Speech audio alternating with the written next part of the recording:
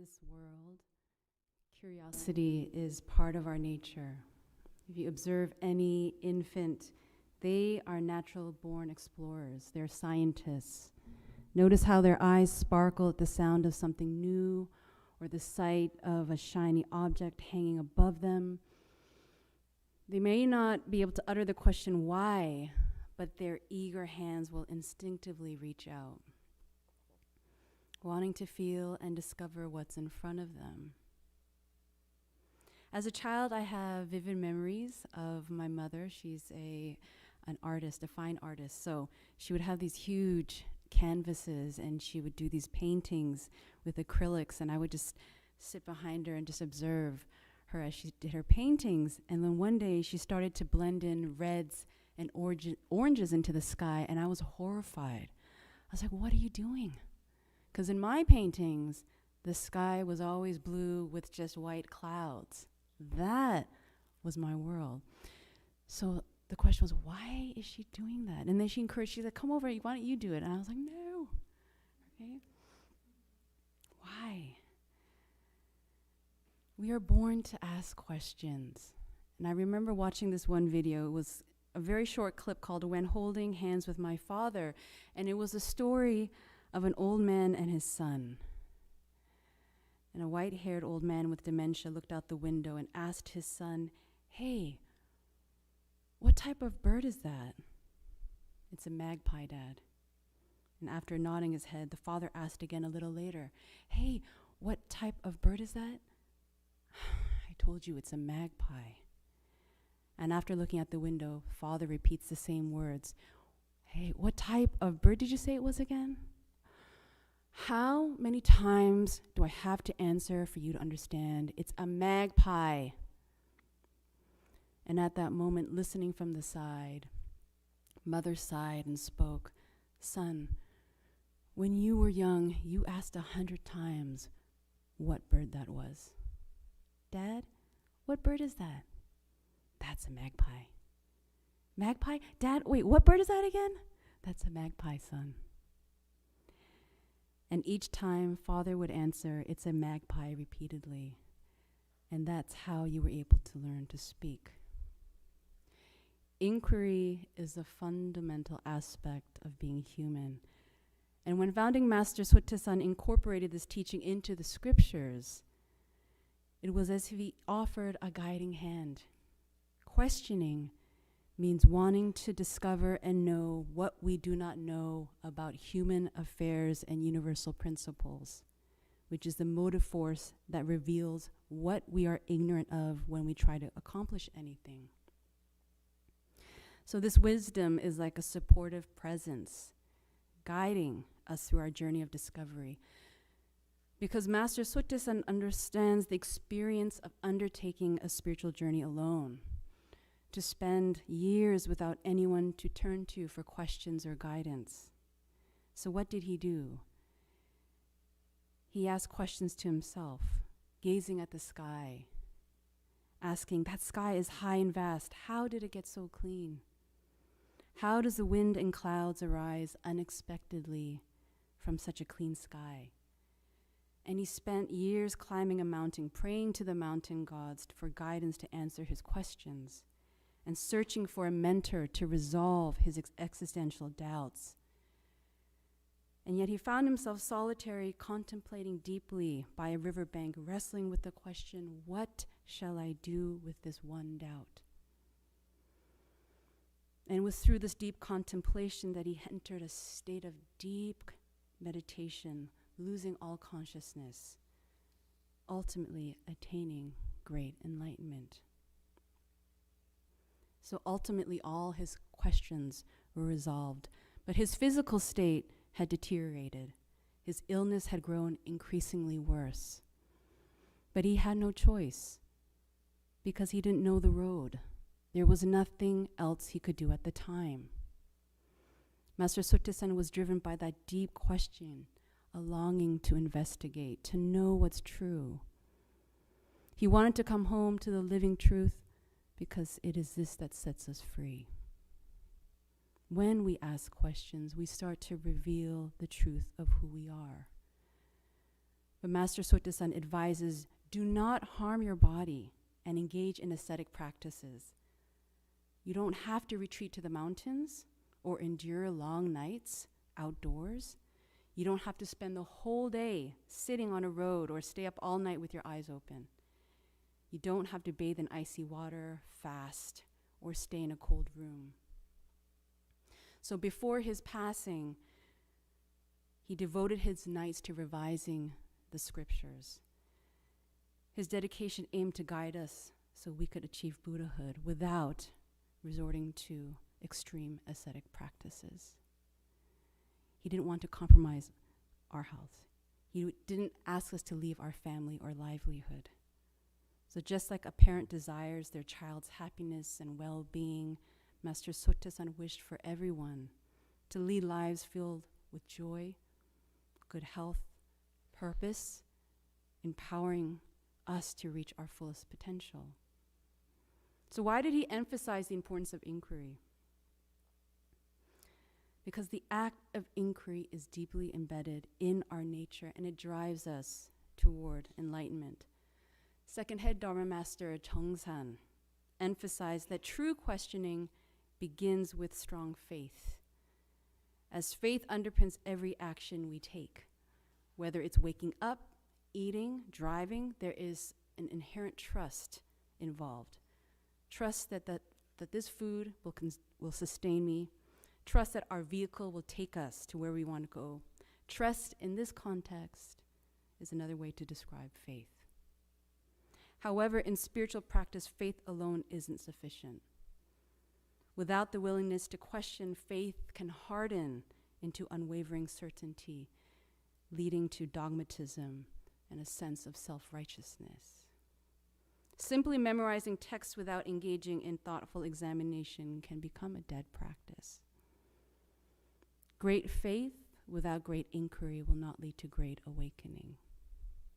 Belief will get you started on the path, but we will forget. It's only through awakening that we truly remember and understand. So years ago, I studied with a one Buddhist elder in Korea, and we would meet several times a week. And she could always tell when I didn't study. So she sometimes say, "You didn't study this week, did you?" I'm like, "How did you know?" She goes, "Because you don't have any questions." And she said to me, she said, "Without inquiry, the teachings will never become your own." She said, "If you simply take what I say at face value, without questioning, reflecting on it yourself, then the teachings are mine. They're not yours." So her message was clear. Teachings only transform into personal wisdom when actively questioned and internalized. Master Sotasan explains that inquiry within Won Buddhism differs from traditional practices because in some traditions there are monks that spend hours on the cushion deeply contemplating what we call a koan, a paradoxical question. And although this form of intensive meditation is part of our Won Buddhist practice, it's just a small portion.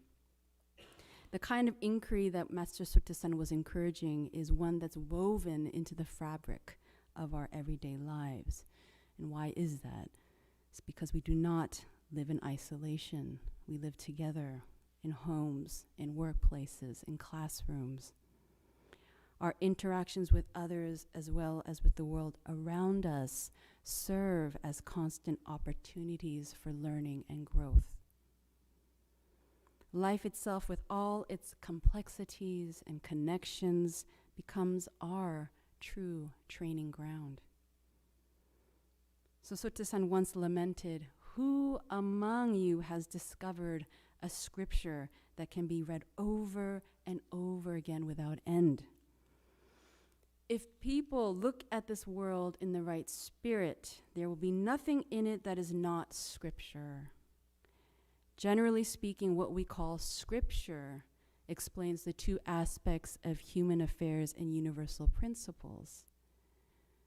Scripture guides us to choose the right direction in our lives and to follow the way of humanity.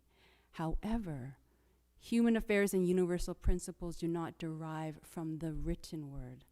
Rather, the whole world is in fact human affairs and universal principles. The sky, the earth, and everything around us form the basis of our life. Each has its own intelligent principle. And there are days when I follow these principles and days when I don't. When my body and mind are in sync with principle, I experience benefit. And when they aren't, many times I suffer harm. So it's akin to learning how to use a digital device. Any digital system operates according to a set of rules.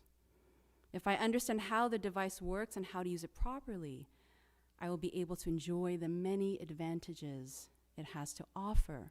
However, no matter how sophisticated my smartphone is, if I don't understand how it works, I won't be able to get the most out of it. They say that before the mind awakens, all we see is the physical sky and earth. After waking, we clearly see the principle that moves the sky and earth. So what qualities do principles have that allow them to manifest in so many different ways? They are known as the great, small, being and non-being in one Buddhism. These aspects don't operate in isolation, they interact in harmony. So the great encompasses the holistic view, the essence of all things, understanding that everything is interconnected. The small looks at the individual components that make up the whole. And these parts aren't static.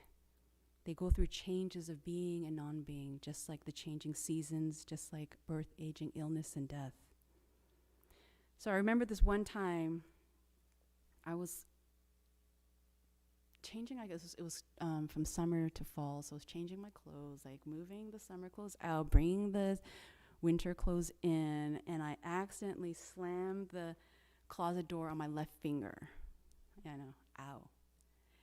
And then something interesting happened. I had this out-of-body experience where the closet door slammed on my finger, on my left finger, and immediately my right hand, without thinking, grabbed my left finger like this.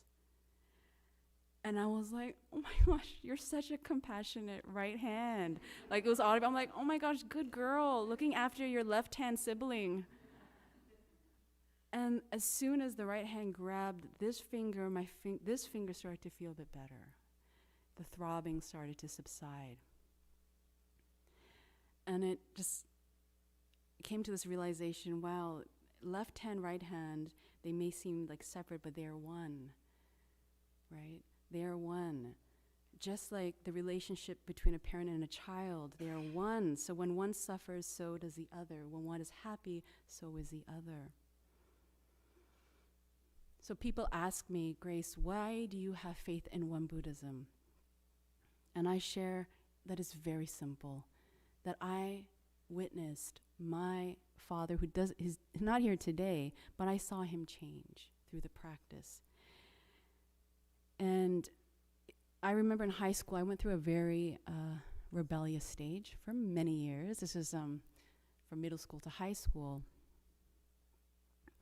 And this meant that I went out with my friends and I came home very, very late, I should say early morning. And it was always the same pattern. So I would come home late, so it'd be 2 or 3 in the morning. And then our house was such that if you walked in, there's a couch right there. And so what happens, my dad would be waiting there like all the time. And of course, I would be that fear before entering. And then the moment I entered, he'd be sitting there like in the dark, which is scary, right? And then the moment I walked in, he would start screaming, of course, because he was worried. And this happened over and over again. And then this one day, I remember, this is so clear in my memory, it was in high school, again, probably 2 or 3 in the morning, coming in, and then my expectation is he's going to scream. Then I came in, so he was sitting there, but he's silent, which is like as scary. It's like probably more scary. He was silent, he sat there, and then we made eye contact. But instead of screaming, he went upstairs. And I was like, yes. So I thought, okay, he's angry, but he's not going to shout. So I slept. And then the next morning at breakfast, and then he screamed at me. But I remember, what was the difference? Why was there this shift? Because there's this disruption in that pattern, it stuck in my memory.